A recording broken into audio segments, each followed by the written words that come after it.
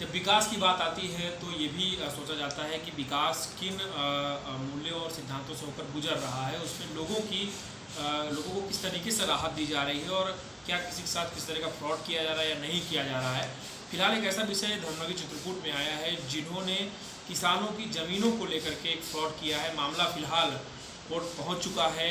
FIR company के खिलाफ दर्ज हो गई है। छीबों का मामला है, चित्रकूट जनपद के अंतर्गत आता है। यहाँ पे सोलर प्लांट प्रस्तावित हुआ है जिसमें जो कंपनी है उसके फ्रॉड की बात आई है, जिसमें मतलब एक किसान है छीबों गाँव के। यहाँ पर नाम क्या है? रमेश मिश्रा।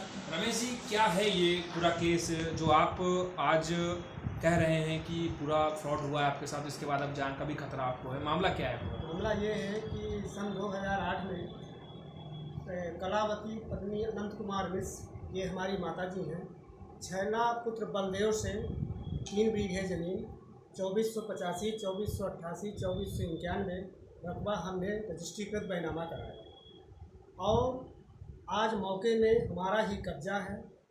दरअसल फरवरी 2020 में हमारे यहाँ सुखबीर एग्रो एनर्जी के एजेंट आए। उन्होंने कहा कि हम आपके गांव में ज़मीन खरीद रहे हैं, आप भी अपनी ज़मीन हमें बैनामा दे दें और पैसा ले लें।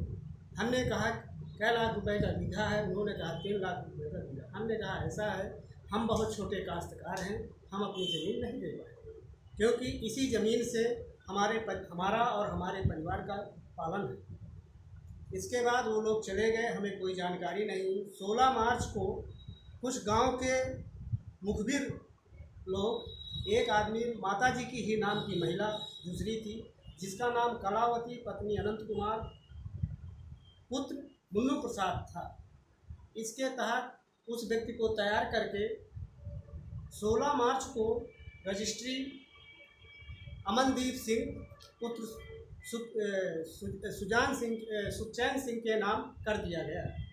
जब अमनदीप सिंह को ये पता चला कि ये रजिस्ट्री फर्जी है, 16 तारीख को ही पता चल गया, तो वह दूसरे दिन 17/3/2020 को शैलेंद्र सिंह पुत्र सुजान सिंह के नाम एग्रीमेंट कर दिया और इस कूट रचित दस्तावेज का तैयारी इसके गवाह अनंत कुमार मिश्र पुत्र मुन्नू प्रसाद थे और बाबूलाल पुत्र सिंघनी थे।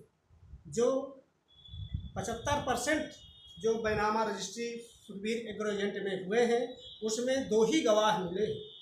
मैं क्या जानना चाहता हूँ कि क्या गांव में यही गवाह हैं? गवाह वही होते हैं जो क्रेता और विक्रेता को। आपको इस फ्रॉड का पता कब लगा कि आपके साथ ये फ्रॉड हो गया? जब मार्च में रजिस्ट्री हुई, मार्च निकल गया, अप्रैल निकल गई, मई और जून निकल गया। 24 या 25 जून को वहाँ सीमांकन कर रहे थे, तब कुछ अज्ञात लोगों ने बताया कि उस मौजे में नाप हो रही है, आप भी अपना खेत देख लें।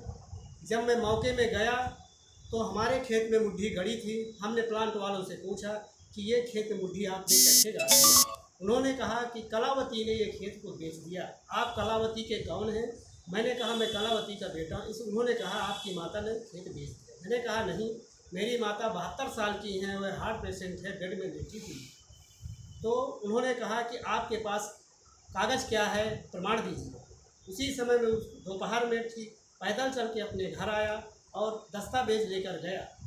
तो कहाँ तक अभी ये लड़ाई आपकी कहाँ तक पहुँच चुकी है? कानूनी लड़ाई? कानूनी लड़ाई, मैं FIR 3 तारीख को मऊ थाने प्रभारी सुभाष चौरसिया जी के पास गए, आवेदन दिया। आवेदन मेरा स्वीकार किया गया, लेकिन जिस दिन से मैं आवेदन कर दिया उस दिन से लोगों, कुछ गांव के दलाल और कंपनियों को नाजायज दबाव मेरे ऊपर पड़ रहा है। आपको जान का खतरा भी है? और मेरे परिवार के इन लोगों से जान का खतरा भी महसूस हो रहा है। इसलिए मैं माननीय मुख्यमंत्री जी से अनुरोध है, जिला शासन प्रशासन सभी लोगों से अनुरोध है कि मेरे ये मुकदमे की जो हुए हैं, दोषी हैं, उन्हें गिरफ्तार किया जाए और मेरे परिवार की सुरक्षा की जाए और मुझे कोर्ट द्वारा न्याय दिलाया जाए।